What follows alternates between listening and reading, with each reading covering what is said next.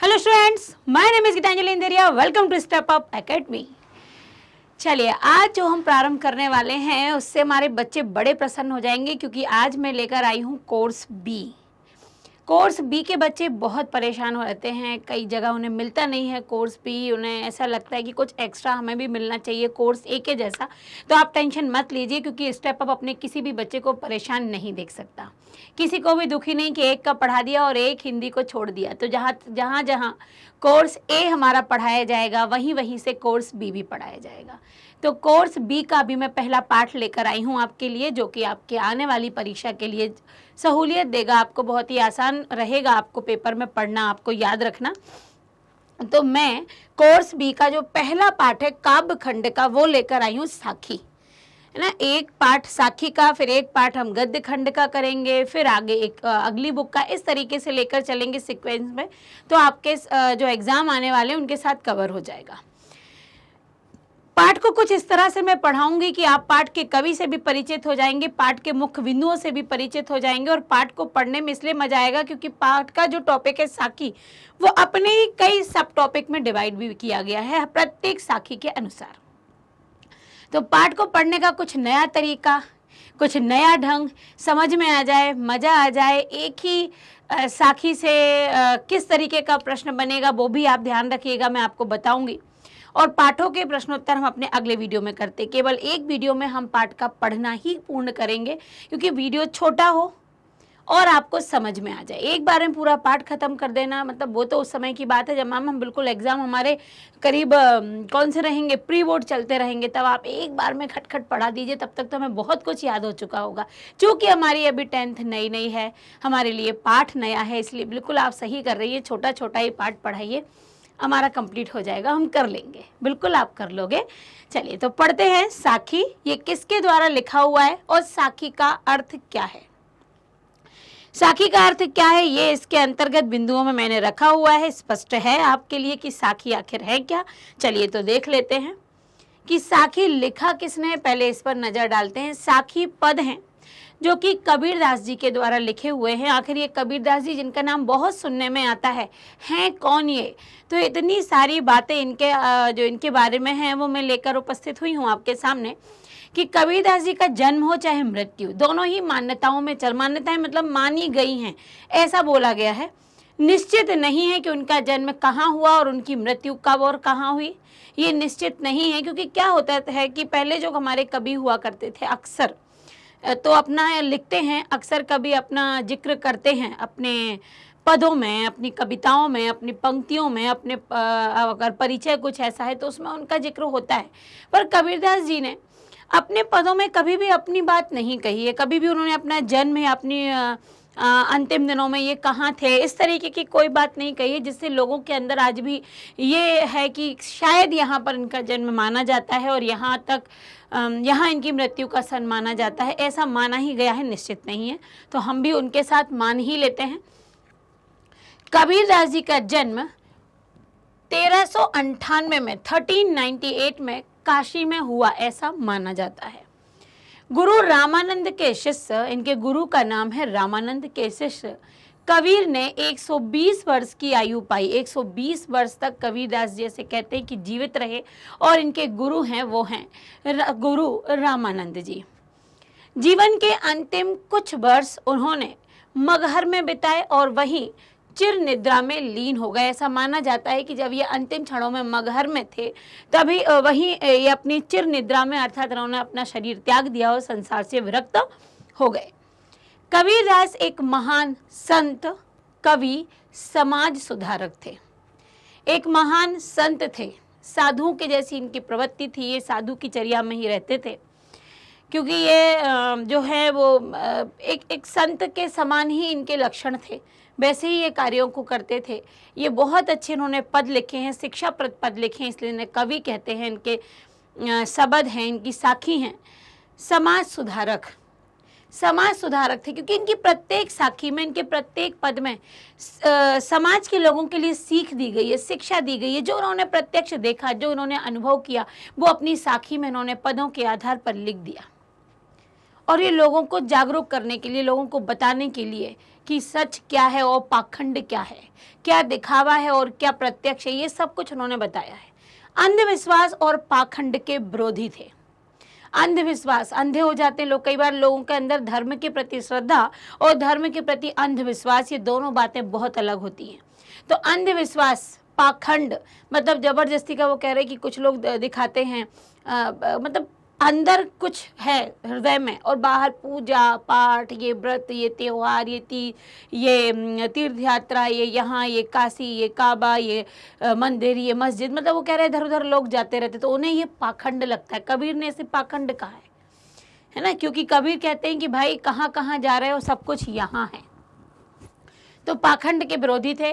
कबीरदास ने जाति पाति, कर्म कांड, अंधविश्वास की कड़ी आलोचना की है, क्योंकि वो किसी एक धर्म के अनुयायी थे ही नहीं, उनका कोई एक ईश्वर था ही नहीं, क्योंकि वो कहते थे कि सारे ईश्वर ही एक हैं, है ना। उन्होंने कहा है कि हिंदू मुआ राम मतलब राम कही, और ये उन्होंने बात कही है कि राम कहते कहते हिंदू मर गया और यहाँ पर खुदा कहते कहते मुस्लिम, लेकिन जो इनसे भिन्न है वही सही मायने में जीवित और वही बुद्धिमान है। वो कहते हैं कि लोग पक्ष विपक्ष, पखापखी करते रहते हैं, निरपक्ष जो हो जाता है वही सच्चा संत और सज्जन व्यक्ति होता है। तो उन्होंने कहा कि जो जाति पाति, ऊंच नीच में लगे रहते हैं वो तो जबरदस्ती बैसी दिमाग से मरे हुए हैं। जो इन सब से ऊपर उठ के कामों को करते हैं वही सही मायने में कौन है, साधु हैं, सज्जन हैं, अच्छे पुरुष हैं। दोनों ने जाति पाति उनके लिए बिल्कुल मायने नहीं रखती थी, और उसे वो बहुत ही, वो अपनी तरफ से उसे छुआछूत मानते थे कि जाति पाति मानने वाले लोग ही बुरे हैं। कर्म कांड, उन्होंने कहा ना, उन्होंने पूजा पाठ, व्रत, उपवास, ऐसे किसी बात की बात नहीं की है, वो इसे पाखंड के रूप में कर्म कांड को उन्होंने त्यागने की बात की है। अंधविश्वास कि मतलब जबरदस्ती हम तीर्थ यात्रा पे जाएंगे तो हमें हमारे ईश्वर मिलेंगे, हम ये करेंगे तो हमारे ईश्वर मिलेंगे, ये उन्होंने कहा ये अंधविश्वास है, इस पर विश्वास करके कुछ भी नहीं होता। कड़ी आलोचना की उन्होंने, और ये केवल साखी में नहीं, जब जहाँ जहाँ इनके पद लिखे हुए हैं वहाँ इन्होंने इसी प्रकार की बातें की है, अलग अलग तरीके से।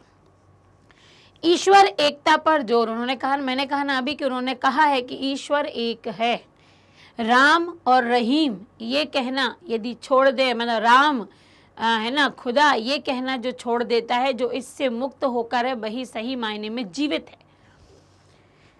उन्होंने ईश्वर की एकता और प्रेम पर बल दिया है। क्या कहा है उन्होंने कि भाई प्रेम, प्रेम, हर एक ईश्वर ने प्रेम की बात की है, हर एक धर्म ने प्रेम की बात की है। तो आप प्रेम के उस 2.5 अक्षर को पढ़ लीजिए ना, आप प्रेम करना सीख जाइए, मानवता आपके अंदर आ जानी चाहिए। आप प्रत्येक धर्म के लोगों को अपना मानिए, आप ऊंच नीच जात पात को छोड़ दीजिए। उन्होंने इस बात पर बल दिया है, अगर ऐसा मानने लगेंगे तो हम कई ऊंचे उठ जाएंगे, हमें कोई एक धर्म नहीं, फिर तो हम सारे धर्मों में केवल एक ही ईश्वर को देखेंगे। साधु स्वभाव, इनका साधु स्वभाव था, है ना। साधु स्वभाव मतलब सीधा दो टूक बात कह देना, मतलब सीधी बात कह देना, और ये बिल्कुल अलग, मतलब सभी को एक समान मानना, एक नज़र से देखना, एक से भावों को देखना, तो ये इनकी साधु प्रवृत्ति थी। ये कबीरदास जी के बारे में कुछ बातें, उनके बारे में जानकारी कि वो किस तरह के थे। अब आगे और भी हैं, कबीरदास जी की बहुत विशेषता है कि वो एक सरल और साधु प्रवृत्ति वाले व्यक्ति तो थे ही, और उनने कई प्रेरक कविताएं भी लिखी हैं, उनके प्रेरक पद रहे हैं जो लोगों को प्रेरणा दी है, जो बातें उन्होंने कही हैं उन बातों की तरफ जाने की। उनकी कविताएं जो हैं बहुत कठिन भाषा में नहीं, बड़ी ही सरल भाषा में लिखी गई हैं, और गहरा अध्यात्म है उसमें, क्योंकि जहाँ स्वयं के अंदर ईश्वर खोजने की बात की गई हो, वहाँ ध्यान की बात की गई होगी, वहाँ मेडिटेशन की बात की गई होगी। स्वयं को पहचानने की बात है तो वहाँ आध्यात्मिक की बात की गई होगी, तो आध्यात्मिक अर्थ समाया हुआ है। सांप्रदायिक सद्भाव, जैसा कि मैंने कहा कि वो किसी एक धर्म के नहीं, सभी को समान मानते थे, सांप्रदायिक सद्भाव था उनके अंदर। उन्होंने हिंदू मुस्लिम सिख धर्म के लोगों के बीच सद्भाव और प्रेम को बढ़ावा दिया है। जब वो ऊंच नीच जात पात धर्म ऊपर नीचे कुछ मानते ही नहीं थे, तो उन्होंने सभी को सद्भाव से देखा है, समान भाव से देखा है। ईश्वर मनुष्य के अंदर होता है, केवल उसे पहचानने की आवश्यकता है। उन्होंने कहा है कि ईश्वर न काबा में हूँ, ना मैं कैलाश में हूँ, ना मैं देवालय में हूँ, ना मैं मस्जिद में हूँ, मतलब ना मैं मंदिर में हूँ, ना मैं मस्जिद में हूँ, ना मैं काबा में हूँ, ना मैं कैलाश में हूँ, ना मैं कोई कर्म कांड में, ना मैं कोई क्रिया कर्म में। वो कह रहा है मैं कहीं भी नहीं हूँ, ना मैं बैराग में, मैं कहीं भी नहीं हूँ। आप घर छोड़ दो कि आप जंगलों में मुझे ढूंढो, मैं नहीं मिलूंगा। आप कैलाश पर्वत पर खोजने जाओ, मैं नहीं मिलूंगा। आप काबा में जाओ, मैं नहीं मिलूंगा। लेकिन यदि क्षण भर के लिए बस मुझे अच्छे मन से याद कर लो तो मेरी जो तलाश है वो तो पल भर में समाप्त हो जाएगी। ऐसा उन्होंने कहा है कबीर ने ईश्वर के लिए, कि ईश्वर ये कहता है कि ना मैं कोऊ देवल में, ना मैं मस्जिद में, ना मैं किसी क्रिया कर्म में, ना मैं किसी कर्म कांड में, मैं कहीं नहीं हूँ। यदि मुझे ढूंढोगे तो मैं जरा सी देर में तुम्हें मिल जाऊंगा। तो उन्होंने कहा है कि ईश्वर हर अंदर, श्वास श्वास में, घट घट में राम बसे हुए हैं। ये किसी एक धर्म को नहीं मानते थे, क्योंकि ये सभी धर्म को एक ही मानते थे। प्रत्यक्ष रूप और अनुभव की बातें रखते थे। उन्होंने जो भी बात अपनी साखी में कही है, ऐसी कोई बात नहीं है जो उन्होंने काल्पनिक तौर पर कह दी हो, जो अपनी कल्पनाओं में बोल दी हो। सारी बातें, क्योंकि वो घुमक्कड़ प्रवृत्ति के थे। आगे आएगा भी कि कबीरदास जी जो थे वो सधुकड़ी भी कहा है उनकी यहाँ भाषा नहीं, आगे आएगा कि वो घुमक्कड़ प्रवृत्ति के थे। हर जगह जाते थे, घूमते थे, वहाँ के अनुभव लेते थे, वहाँ जो प्रत्यक्ष देखते थे वो सारा अनुभव अपनी साखी में बोल देते थे। बस इसीलिए साखी को साखी कहा है, क्योंकि साखी का अर्थ है प्रत्यक्ष, प्रमाणित। ठीक, तो अनुभव की बातें रखते थे, इसलिए उन्होंने उन पदों को क्या कहा, साखी का नाम दिया है। उनके द्वारा रचित साखियों में अवधी, राजस्थानी, भोजपुरी, पंजाबी भाषाओं का प्रभाव दिखाई देता है। इसलिए इनकी पद्य भाषा को पंचमेल खिचड़ी भी कहा जाता है। कबीर की जो भाषा है वो सधुकड़ी है। साधुकड़ी भाषा का अर्थात मतलब है साधुओं की तरह। यहाँ पर शब्दों का प्रयोग किया गया है। साधुओं की भाषा, साधुओं के भावों का प्रयोग हुआ है। अब है कुछ, ये तो हमने अभी आपको कबीरदास के बारे में परिचय, आपको कबीरदास जी से परिचित कराया था कि क्या हैं ये, क्योंकि आप उनके लिखे हुए साखियों को पढ़ेंगे तो उनके विचारों को पहले से हमें जानना अति आवश्यक हो जाता। अब पाठ के मुख्य बिंदु, कि पाठ में आप मुख्य तौर पर किन किन बातों को पढ़ेंगे। अगर आपको ये बातें पता पहले ही चल जाती हैं तो पाठ को पढ़ने में मजा आता है। एक जिज्ञासा होती है, वो वाली बात किस तरीके से कही गई होगी, वहाँ क्या आया होगा, तो एक जिज्ञासा बढ़ती है। इसलिए पाठ के मुख्य बिंदु या पाठ का थोड़ा सा सारांश या समरी जिसे आप कहते हैं, उसे कुछ बिंदुओं के आधार पर देखिए कि पाठ अंतर्गत मुख्य बिंदु क्या है। साखी शब्द साक्षी शब्द का तद्भव रूप है। साक्षी तत्सम है, साखी हिंदी शब्द है। साक्षी शब्द साक्ष्य से बना है। साक्ष्य प्रमाण, अर्थात अर्थ होता है प्रमाण या प्रत्यक्ष ज्ञान। यह प्रत्यक्ष ज्ञान गुरु शिष्य को प्रदान करता है। देखिए, जब गुरु, मैं आपको पढ़ा, आप मेरे सामने प्रत्यक्ष रूप से नहीं है। अगर आप ऑफलाइन हमारी कक्षा में बैठे हुए हैं तो मैं आपको पढ़ा रही हूँ, तो क्या है, अब वहाँ मैं आपको प्रत्यक्ष ज्ञान दे रही हूँ। मैं आपको सब कुछ सामने बता रही हूँ। यदि कोई बच्चा वहाँ पढ़ नहीं रहा है तो उसको उठाकर पूछ रही हूँ, या उसने जो क्यों नहीं पढ़ रहा, ये बातें मैं सबको बता रही हूँ और उससे कहीं ना कहीं सीख दे रही हूँ। ये क्या है, ये प्रत्यक्ष ज्ञान है। तो जब गुरु शिष्य को सामने बैठकर जो ज्ञान देता है वो प्रत्यक्ष रूप से ज्ञान होता है।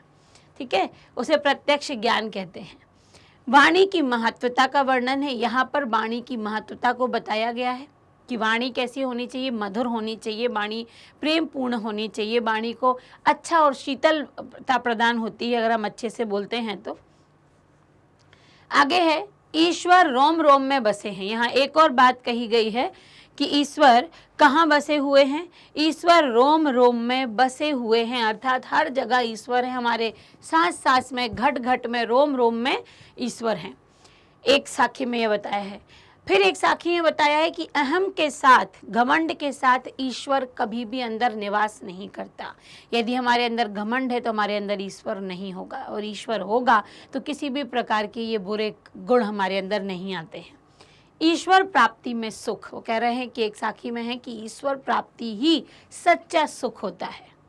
ईश्वर ब्रह में दुखी संसार। जब हम जो ईश्वर का भक्त है, जब तक उसे ईश्वर नहीं मिलता, आप याद कर लीजिए मीरा को, वो किस तरीके से इधर उधर बिल्कुल भटकती, आंखें बंद करके साधु संतों के साथ सिर्फ कान्हा कान्हा या कृष्ण कृष्ण का, गोपाल गोपाल का, है ना, मुरलीधर, वेरे घनश्याम, ये सभी उनके में जो पद थे वो गाती रहती थी, मीरा के जो पद थे। तो वो जब तक वो मिल नहीं गए, उनकी आत्मा दुखी रही कि मुझे ईश्वर चाहिए। तो ईश्वर के ब्रह में दुखी संसार, जो भक्त होते हैं वो ईश्वर के ब्रह में किस तरह रहते हैं। निंदा करने वाले को समीप रखो। एक साखी में कहा गया है, जो हमारी बुराई करते हैं उन्हें अपने पास में रखना चाहिए। क्यों पास में रखना चाहिए, तो साखी बताएगी। प्रेम में संपूर्ण ज्ञान, कहा गया है कि सारा ज्ञान प्रेम में छुपा हुआ है। बस प्रेम पढ़ लीजिए, बस प्रेम को समझ लीजिए, तो संपूर्ण ज्ञान आपके अंदर समाहित हो जाएगा। मोह रूपी घर का त्याग, जिस घर में मोह हो, एक दूसरे से अत्यंत लगाव हो, इस मोह को त्याग देना चाहिए, क्योंकि मोह से ही तो संसार ऐसे बंधा है कि कुछ भी ईश्वर प्राप्ति हो ही नहीं पाती है। अब आइए, अब यहाँ से हम चलते हैं साखी, जो हमारी पहली साखी है मैंने उसको टॉपिक दिया है शीतल वाणी, क्योंकि यहाँ पे जो बात की गई है वो शीतल वाणी, मधुर वाणी, बड़े प्यार से बोली गई भाषा की बोली की बात की गई है। और आपने सुनी भी होगी कि ऐसी वाणी बोलिए मन का आपा खोई, अपना तन शीतल करे औरन को सुख होई। ठीक है, ऐसी वाणी बोलिए मन का आपा खोई, में अपना तन शीतल करे औरन को सुख होई। तो यहाँ जो बात की गई है, कबीरदास जी कहते हैं कि यहाँ पर वाणी को महत्व दिया गया है कि ऐसी वाणी बोलो, ऐसे शब्दों का प्रयोग करो, ऐसी वाणी आप बोलिए कि जिससे अपना मन आपा खोए, हमारे मन के अंदर से आपा, क्रोध, अहंकार, ये सब क्या हो जाए, खो जाए, चला जाए। देखिए, जब हम किसी से प्यार से बोलते हैं ना, तो अंदर हमें बहुत तसल्ली मिलती है कि मैंने उसे झुंझला के नहीं बोला, मैंने उसे कोई कमेंट पास नहीं किया, मैंने उसे ज़बरदस्ती टोन खराब में बात नहीं की, मैंने बड़े प्यार से बात की, तो अंदर बहुत शीतलता मिलती है। ऐसा आप करते होंगे, बिल्कुल करते होंगे, तो आप अंदर से बहुत तसल्ली मिलती है, बहुत सुकून मिलता है। तो ऐसी वाणी बोलिए जिससे मन का अहंकार, मन का क्रोध भी क्या हो जाए, शांत हो जाए, अपना तन शीतल करे। जब हम कहते हैं ना, जब हम अच्छा मिठास में बोलते हैं तो मन पवित्र होता है, शांति मिलती है, शरीर हमारा रिलैक्स होता है। हमने किसी से बुरा नहीं बोला आज, तो क्या है, अपना तन शीतल करे। मीठी वाणी बोलने वाले का मन तो शांत होता ही है, औरों को सुख होई, दूसरे भी सुख का अनुभव करते हैं, उनके कानों में भी श्रोत रसायन का संचार होता है, उन्हें भी बड़ी मधुर वाणी आपकी सुनाई देती है। वो कर्ण प्रिय वाणी जब सुनाई देती है तो वो आपके भक्त हो जाते हैं कि यार क्या इंसान है, क्या तो वो बोलता है, उसके शब्दों में कैसी मिश्री घुली हुई है ना। तो क्या बोला उन्होंने कि कबीरदास जी कहते हैं कि मनुष्य को ऐसी वाणी बोलना चाहिए कि जिससे मन का अहंकार, क्रोध शांत हो, स्वयं का तन मन शीतल हो जाए और दूसरों को भी सुख प्राप्त हो। अर्थात मीठी वाणी बोलने से मन तो शांत होता ही है, क्रोध और दुख भी दूर हो जाते हैं, सुनने वाले को भी सुख और शांति का अनुभव होता है। तो वाणी कैसी बोलो, मीठी बोलो। आगे देखिए, अगली साखी पर चलते हैं। ये क्लियर हुई कि वाणी कैसी बोलनी है, मीठी। अगला है घट घट में राम। घट घट, घट कहा गया हृदय को, घट घट में राम मतलब हृदय, हृदय में राम, इसकी बात यहाँ की गई है। तो ध्यान से सुनिएगा। कस्तूरी कुंडली बसे। कस्तूरी एक बड़ी सुगंधित वस्तु होती है जो कुंडली बनकर बिल्कुल उसके गुच्छे के रूप में। मृग ढूंढे बन माहे, किंतु मृग मतलब हिरण ढूंढता रहता है बन माही, माही मतलब बीच में, जंगल के बीचों बीच, जंगल सारे जंगल में खोजता रहता है कि ये कस्तूरी की खुशबू कहाँ से आ रही है। जबकि आपको पता है कि कस्तूरी स्वयं हिरण के अंदर होती है, मृग के अंदर होती है, लेकिन वो जानता ही नहीं है मेरे अंदर से आ रही, उसकी नाभि में होती है, वो समझ ही नहीं पाता और उस खुशबू को पूरे जंगल में बेतहासा दौड़ दौड़ के खोजना चाहता कि ये खुशबू कहाँ से आ रही है। ठीक वैसे ही ऐसे घटी घटी राम हैं, ऐसे ही हृदय हृदय में राम बसे हुए हैं। दुनिया देखे नाही, किंतु दुनिया समझ ही नहीं पाती, दुनिया उसे देखती नहीं है। दुनिया तो मंदिर, मस्जिद, गुरुद्वारे, व्रत, उपवास, यात्राएं, वैराग्य, इन सभी में उनको ढूंढने का प्रयत्न करती है। जबकि कबीरदास जी कहते हैं कि जिस तरह हिरण के, मृग की नाभि में कस्तूरी का निवास होता है, किंतु वह उसकी खुशबू को संपूर्ण जंगल में ढूंढता है, वैसे ही हर एक हृदय में ईश्वर का विराजमान है, लेकिन मनुष्य उसे पहचानता नहीं है और संपूर्ण संसार में दुनिया भर के कर्म कांडों में उसे खोजने का प्रयत्न करता है। तो देखिए, कबीर ने अपना अनुभव व्यक्त करते हुए कहा है कि जिस प्रकार हिरण की कुंडली में कस्तूरी होती है, किंतु वह स्वयं में न देखकर संपूर्ण वन में उसे खोजता रहता, उस खुशबू को ढूंढता फिरता है, उसी प्रकार प्रत्येक मनुष्य के हृदय में ईश्वर का वास होता है, किंतु मनुष्य उन्हें मंदिर मस्जिद में ढूंढता रहता है। अर्थात ईश्वर मनुष्य के हृदय में सदा से हैं, किंतु मनुष्य संसार के भ्रम में उन्हें कर्म कांडों, मंदिरों, काबा, कैलाश में खोजता रहता है, स्वयं में खोजने का प्रयत्न ही नहीं करता। कबीर ने स्वयं में खोजने की बात कही है कि ईश्वर को स्वयं में खोजो, इधर उधर खोजने की आवश्यकता नहीं है, क्योंकि जो हमारे अंदर वस्तु है उसे बाहर क्या खोज रहे हो, खोजो अपने अंदर। बस अपने अंदर खोजना ही कठिन है, उसे खोजने के लिए कबीरदास जी ने कहा है कि जो आपके अंदर है उसे संपूर्ण संसार में खोजने का प्रयत्न ना करें, एक हिरण की तरह। अगली साखी देखिए, अगली है अहम में हरि नहीं। यहाँ पर अहम का अर्थ है घमंड, घमंड में हरि नहीं। देखो कितनी अच्छी साखी कही है कि जब मैं था तब हरि नहीं, अब हरि है मैं नहीं। सब अंधियारा मिटी गया जब दीपक देखो माही। तो जब मैं था तब हरि नहीं, अब हरि है तब मैं नहीं। जग अंधियारा, सब अंधियारा मिट गया जब दीपक देखा माही। यहाँ पर मैं का अर्थ है घमंड, अहंकार। हरि का अर्थ है ईश्वर। तो कह रहे हैं कबीरदास जी की जब मैं था, मतलब जब मेरे अंदर मैं था, अहम था, घमंड था, अहम ब्रह्मास्मि, जब ये भाव थे तब ईश्वर नहीं था, क्योंकि घमंड के उस अंधियारे में ईश्वर का प्रकाश दिखाई नहीं देता। तो जब मैं था तब हरि नहीं, अब हरि है। अगर ईश्वर का निवास हो जाए आपके हृदय में तो घमंड का तो कहीं स्थान ही नहीं रहता। यदि दीपक को जला दिया जाए तो अंधेरा छट जाता है और रोशनी बिखर जाती है, लेकिन दीपक ही ना रखो उस कमरे में तो उस कमरे में अंधेरा ही अंधेरा है। तो यहाँ पर अंधेरा किसके लिए कहा है? घमंड को, और दीपक कहा है ईश्वर को। तो जब मैं था तब हरि नहीं, अब हरि है तो मैं नहीं। घमंड है तो ईश्वर नहीं, और ईश्वर है तो घमंड नहीं। जब ईश्वर रूपी दीपक जल जाता है तो घमंड रूपी अंधेरा नष्ट हो जाता है, क्योंकि जिस ईश्वर में, जिस हृदय में ईश्वर निवास करते हैं उस हृदय में झूठ, पाखंड, घमंड, अहंकार, ईर्ष्या, घृणा, द्वेष, चालबाज, ये सब चीजें होती ही नहीं हैं। आगे देखिए, ठीक है। तो यहाँ और क्या कह रहा है, इसके और भावार्थ से देखते हैं। घमंड और हरि के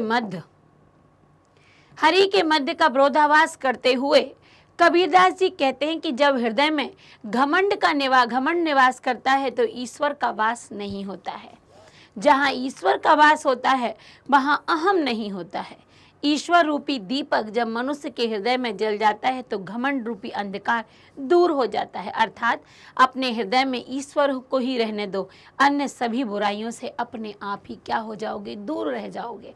तो ईश्वर का निवास होना, ईश्वर का रहना अत्यंत आवश्यक है। अगर अपने अंदर से बुराइयों को नष्ट करना है तो आपके अंदर आपका ईश्वर मौजूद होना चाहिए। क्या कहते हैं, देखिए हमें कहते ना लोग बाग कि नहीं भैया हमारा धर्म नहीं कहता ये करने को, हमारा ईमान नहीं कहता, हमारा दिल नहीं कह रहा, ठीक है, हमारा ईश्वर नहीं कहता, क्योंकि आप उसको मानते हैं, आपके अंदर वो मौजूद है, आपके अच्छे कर्मों में वो मौजूद है, इसलिए आप बुरा कर्म करने से डरते हैं।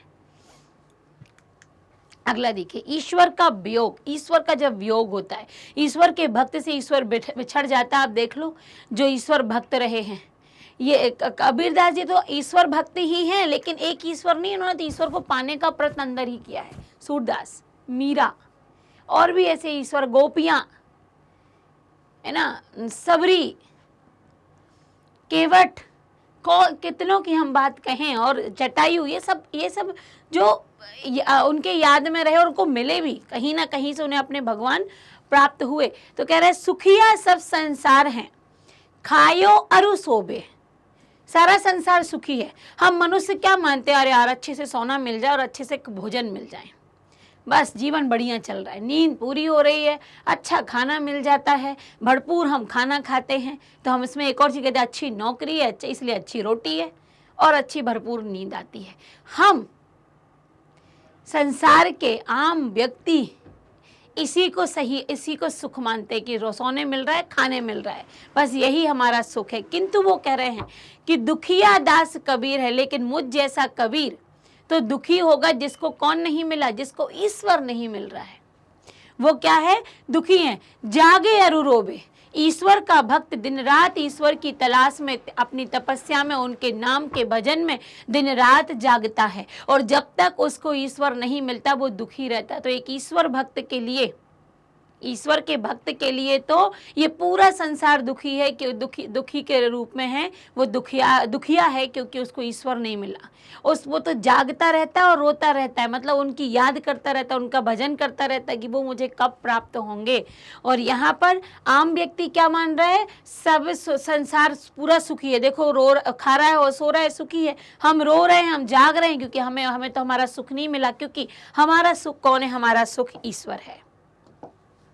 यहाँ देखो कबीरदास जी कहते हैं कि इस संसार में यह संसार के लोग खा रहे हैं और सो रहे हैं, इसी को अपना सुख समझ रहे हैं, किंतु मैं कबीर दिन रात ईश्वर की प्राप्ति के लिए जाग रहा हूँ, रो रहा हूँ। ईश्वर प्राप्ति ना होने पर मैं दुखी हूँ। अर्थात सुख संसार में माया मोह या क्रियाक्रम में नहीं है। आप सोचें कि संसार में क्या सुख, केवल यही अच्छे कपड़े पहन लो, सोने मिल जाए, खाने मिल जाए, नौकरी मिल जाए, छोकरी मिल जाए, ये सारा सुख है। तो वो कह रहा है ये सुख नहीं है, बल्कि ईश्वर प्राप्ति में सच्चा सुख है। ये शरीर हमें ईश्वर से मिलने के लिए, कबीरदास जी कह रहे हैं, बनाया गया है। तो मुझ जैसा मैं तो अगर भक्त हूँ तो मैं तो दिन रात इसी बात पे जागता और रोता हूँ कि मुझे मेरा ईश्वर अभी तक प्राप्त नहीं हुआ।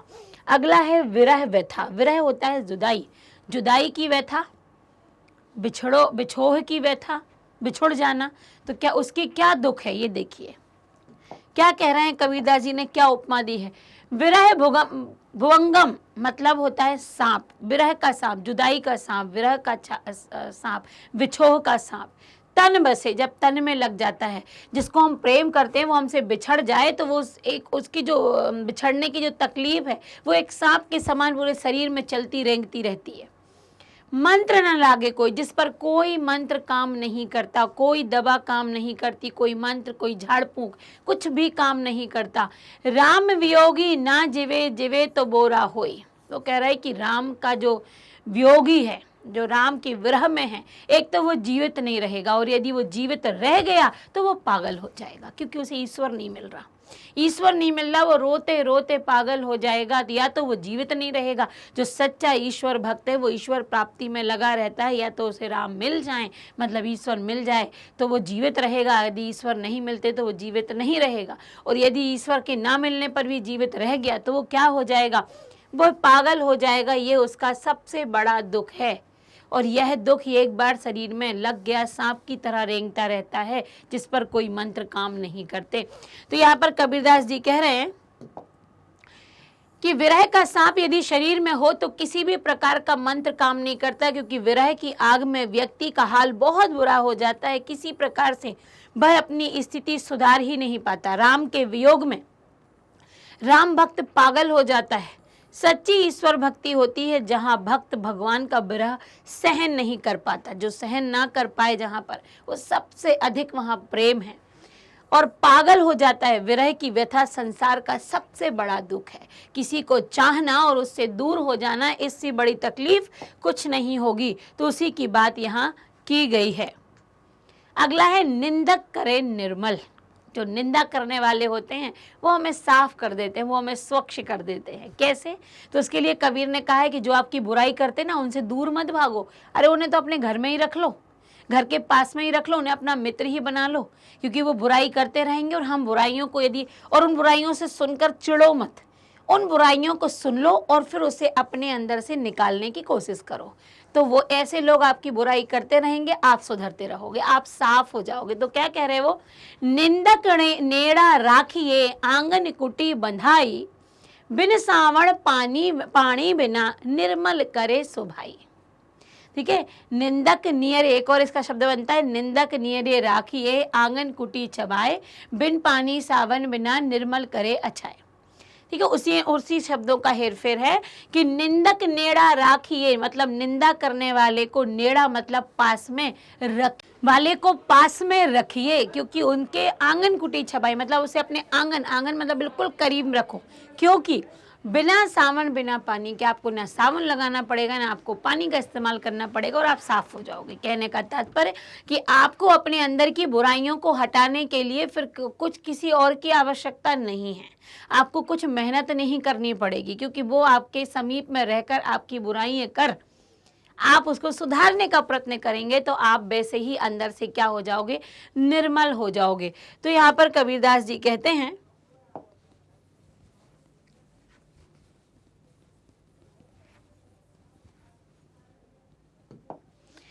कबीरदास जी कहते हैं कि जो लोग आपकी निंदा अर्थात बुराई करते हैं उनको अपने पास रखना चाहिए, क्योंकि उनको करीब रखने से हम बिना पानी और साबुन के बिना ही निर्मल हो जाते हैं। अर्थात निंदा करने वाला व्यक्ति हमारी बुराई बताकर हमें हमारे दोष दूर करने का अवसर देता है कि भाई इसको कैसे आपको दूर करना है, आप में ये कमी है तो उसको दूर करके हमें साबुन पानी बिना मतलब किसी मेहनत के बिना ही उससे हम क्या हो जाते हैं? साफ हो जाते हैं। उसको हम अपने आप के अंदर उसको खत्म कर देते हैं उस बुराई को। इसीलिए ये बहुत ही प्रसिद्ध साखी है, ये बहुत प्रयोग होती है और ये लोगों को हमेशा याद भी रह जाती है कबीरदास जी की ये साखी। इसलिए निंदक करे निर्मल, प्रेम से पंडित, प्रेम पढ़ोगे, प्रेम का शब्द पढ़ोगे। देखिए, प्रेम अकेला पढ़ना नहीं, प्रेम को सीखना।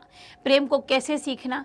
कि प्रेम को ऐसे सीखना कि भाई लोगों से किस तरीके से प्रेम मोहब्बत के साथ रहा जाए, बिना किसी झगड़े के, बिना किसी ऊंच नीच के, बिना किसी जात पात के, कैसे सबके अंदर सद्भाव हो। उस प्रेम को यदि सीख लिया तो वो क्या हो जाएगा कि वो पंडित। तो यहाँ पर पोथी पढ़ी पढ़ी जग मुवा, पोथी पढ़ी पढ़ी जग मुवा, पंडित भया न कोई, एक ही आसिर पीव का, पढ़े सो पंडित होई। पोथी पढ़ पढ़, पोथी मतलब बहुत पुराण, पोथी कथाएं शास्त्र पढ़ पढ़ के, जग मुवा, मुआ मतलब मर गया, जग मर गया मतलब कितने लोग आए, पोथी पढ़ते गए, उम्र घटती गई और चले गए, लेकिन कोई सच्चा पंडित नहीं मिल पाया, कोई सच्चा विद्वान नहीं मिल पाया। और एक ही असिर, असिर मतलब अक्षर, एक ही असिर पीव का, पीव मतलब प्रेम का, एक अक्षर यदि प्रेम का पढ़ लो, पढ़े सो पंडित होई, तो आप उसके पढ़ने से पंडित हो जाओगे। मतलब आपके अंदर ज्ञान आ जाएगा, लोगों को बात करने का, लोगों को से कैसे बात करनी है, लोगों के साथ कैसे पेश आना है। देखिए, आपने वो सब तो पढ़ लिया, अगर और एक अक्षर प्रेम का पढ़ लो, क्योंकि कई बार ऐसे कई विद्वान होते हैं जिनके बोलने पर प्रेम नहीं झलकता, शब्दों में कठोरता होती है, तीखापन होता है, कमेंट होती है, चिड़चिड़ापन होता है, अपने आप को महान बताने की बात होती है, मैं के भाव होते हैं। वहाँ पंडित होना क्या मतलब का, जहाँ दूसरे को आपने तुच्छ बता दिया, बस मैं ही सब कुछ हूँ। ऐसा पंडित बनना क्या? अगर आपने प्रेम और पढ़ लिया होता, प्रेम के वो 2.5 अक्षर और पढ़ लिए होते तो आप सही मायने में पंडित हो जाते।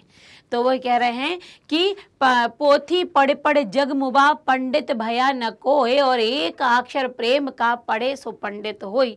यदि वो पढ़ लो तो आप सही मायने में पंडित हो जाओगे, क्योंकि ज्ञान तो भरपूर है, पर देना लोगों को किस तरीके से है, किन शब्दों का प्रयोग करना है, कैसे भाव से देना है, किस तरीके की समानता रखनी है, कैसे उन्हें अपना बनाना है, ये तो प्रेम ही बता पाएगा। और प्रत्येक धर्म में प्रेम को बहुत महत्व दिया गया है कि अंदर आपके प्रेम के भाव तो हों, प्रेम के विचार तो हों। देने की भावना तो हो, सद्भाव की भावना तो हो, स्वयं को समझना और सामने वाले को समझने के विचार तो हों। तो इसीलिए कहा गया है कि प्रेम पढ़ लो। कबीरदास जी प्रेम को महत्व देते हुए कहते हैं कि यह संसार केवल पोथी पढ़ने को महत्व देता है, केवल पुराण शास्त्र पढ़ने को महत्व देता है, जिसे पढ़कर संसार मर मिटा। किंतु कोई भी पंडित सही मायने में नहीं बन पाया। परंतु यदि व्यक्ति प्रेम को जान ले तो वह पंडित हो जाए, क्योंकि प्रत्येक कार्य प्रेम से ही पूर्ण होते हैं। प्रत्येक धर्म प्रेम का संदेश देता है और पूरा संसार प्रेम में ही समाहित है। इसलिए प्रेम को पढ़ लो तो आपकी पोथी पढ़ना सार्थक हो जाएगा कि आपने जो पोथी पढ़ी वो सही मायने में पढ़ी। यहाँ तक मैं मानूं कि आप एकदम क्लियर जा रहे हैं, समझ में आ रहा है। तो यहाँ पर प्रेम विचारों की बात है, किसी और मायने में हम ना जाएं तो बेहतर होगा। अगली साखी कौन सी है ये देख लेते हैं। भक्त का साथ, सॉरी एक बची हुई थी हमारी, भक्त का साथ। भक्त का साथ क्या है? हम घर जाल्या आपड़ा लिया मुराड़ा हाथे। अब यहाँ पर हम मतलब मैंने, जाल्या मतलब जला दिया अपना घर, मुराड़ा मतलब जली हुई लकड़ी, एक जली हुई लकड़ी फिर हाथ में ले ली, अपना घर जलाया, उसकी जली हुई लकड़ी हाथ में ले ली। अब घर जालो तास का, तास मतलब तुम्हारा, अब मैं तुम्हारा घर जलाऊंगा। जे चले हमारे साथ, जो हमारे साथ चलेंगे तो मैं तुम्हारा घर भी जलाऊंगा। यहाँ पर घर किसकी बात की गई है?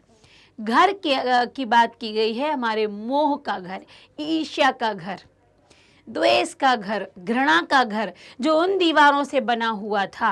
हृदय के अंदर जो द्वेष, मोह, घृणा ये चीज़ें थीं, वो घर मैंने जला दिया है। किससे जलाया है वो घर? वो ईश्वर भक्ति से जलाया है, वो ईश्वर के मिलने से जलाया है। तो वो घर हमने नष्ट कर दिया है। अब उसी नष्ट करने के बाद उसी की लकड़ी लेकर, वो जली हुई लकड़ी लेकर मैं निकला हूँ कि मैं भी तुम्हारे साथ रहकर तुम्हारे अंदर के फिर उन भावों को भी नष्ट करके तुम्हारा भी वो घर जला दूँ। तो यहाँ पर घर कहा गया है उन भावों को जो कि मान्य नहीं है। मोह, ईर्ष्या, जलन, द्वेष, इन भावों को नष्ट करके अपना घर जला लिया, मतलब मैंने उस अपने घर को जला दिया है। अब उस जली हुई लकड़ी को, मतलब उन भावों को लेकर अब मैं आपके पास आया हूँ और अब मैं आपके भी उन विचारों को उसका दमन कर दूंगा, उसको नष्ट कर दूंगा। ठीक है, थोड़े कहीं कहीं शब्दों में कठिनता है, वहाँ आपको देखना है, समझना है। तो देखो अभी देखते हैं। हमने अपना घर जला दिया। कौन सा घर? जो कि मोह, ईर्ष्या, द्वेष से बना हुआ है। लिया मुराड़ा हाथ, फिर उस जली हुई लकड़ी को हाथ में लिया, मतलब उन विचारों को लिया मैंने। अब घर जालो तास का, अब तुम्हारा घर जलाऊंगा, अब तुम्हारे अंदर से वो विचार मिटाऊंगा। जे चले हमारे साथ है, हमारे साथ चलो तो तुम्हारे अंदर से भी मैं वही विचारों को दूर करूंगा। कभी ईश्वर की भक्ति की शक्ति बताते हुए कहते हैं कि भक्त अपना घर जलाकर, अर्थात अपना मोह ईर्ष्या को नष्ट करके, अपने हाथ में जली हुई लकड़ी अर्थात भक्ति से, अपनी जली हुई लकड़ी वो भक्ति, यहाँ पर भक्ति, अब वो पूरा जल गया तो लकड़ी से जो धुआं, वो भक्ति का धुआं निकल रहा है। उस मोह को दूर किया है, जिसमें लोगों को दूर करने के लिए उनको अपने साथ लेकर चलना चाहते हैं। अर्थात यदि ईश्वर भक्ति है तो मोह, ईर्ष्या, द्वेष से व्यक्ति दूर हो जाता है। तो उस भक्ति को लेकर अब मैं तुम्हारे पास आया हूँ। उस लकड़ी में जिसमें भक्ति रूपी वो आग निकल रही है, उससे मैं क्या जलाऊंगा? तुम्हारा घर भी जलाऊंगा, मतलब तुम्हारे अंदर से ईर्ष्या, मोह, द्वेष को भी हटा दूंगा। ईर्ष्या जलन होती है, द्वेष घृणा होती है, मोह जबरदस्ती का मोह होता है। देखिए, प्रेम अलग होता है, मोह अलग होता है। गोपियां राधा कृष्ण से प्रेम करती थी, इसलिए उनसे विरह हो गई, उन्हें जाने दिया उनका कर्म करने के लिए। हम मोह के बंधन में घर में बंधे हुए हैं, इसलिए किसी के जाने पर हम इतने उदास और दुखी हो जाते हैं कि हमारा रहना मुश्किल हो जाता है। ठीक है, तो मोह को हटाना है, प्रेम को रहने दो, मोह को हटाओ। तो ये इसकी बात यहाँ पर की गई है। तो यहाँ पर अपना घर जलाना मतलब क्या है? अपना घर जलाना अर्थात उस मोह रूपी, ईर्ष्या रूपी घर को नष्ट करना। और तुम्हारा घर जलाऊंगा मतलब जो भक्त के साथ जो लोग रहेंगे उनके यहाँ से भी इस प्रकार के विचारों को हटा देंगे। तो यहाँ पर मैंने इन साखियों को सिर्फ आज आपको समझाया है, भावार्थ के साथ, उदाहरण के साथ, पाठ के मुख्य बिंदुओं के साथ और कबीरदास जी की विशेषताओं के साथ। आज के वीडियो में बस यही मेरा काम था कि आप तक साखी के भावार्थ पहुंच जाए। यदि इन साखियों को आपने बहुत अच्छे से समझ लिया है तो अगला वीडियो जो मैं प्रश्नोत्तर कर लाऊंगी वह फटाफट यहाँ पर आके बता दें, मतलब बता देंगे यहाँ पर कैसे आएंगे। आप यहाँ आ जाए तो बहुत ही बढ़िया है, आप वहीं से मुझे जानकारी दे देंगे, आपको समझ में आ जाएगा। आप मेरे साथ साथ वहाँ आंसर दे रहे होंगे कि इसका ये है, इसका ये है, आंसर ये है। मैं आपको बता दूं कि कोर्स बी की जो एक्सरसाइज होती है वो बहुत लेंदी होती है। कोर्स ए की इतनी नहीं होती, छोटी छोटी एक्सरसाइज होती है। कोर्स बी में बहुत होता है लिखने के लिए, तो प्लीज़ सभी लोग लिखने का प्रयत्न करें। कोशिश करें कि मैं जब आपको पढ़ा दूं तो प्रश्नों के उत्तर आप लिख कर ही उसको सॉल्व करें, जिसमें आपकी वर्तनी भी सुधरे, आपको पता लगे कि कितनी शब्द सीमा, क्या समय सीमा है। ठीक है, तो इस पर काम करते रहिए, मिलते रहेंगे हम बार बार, समझाते रहेंगे। आप अपने कमेंट के द्वारा अपनी शंकाओं को भी यहाँ से दूर कर सकते हैं। तो मिलते हैं अगले वीडियो में, बाय बाय।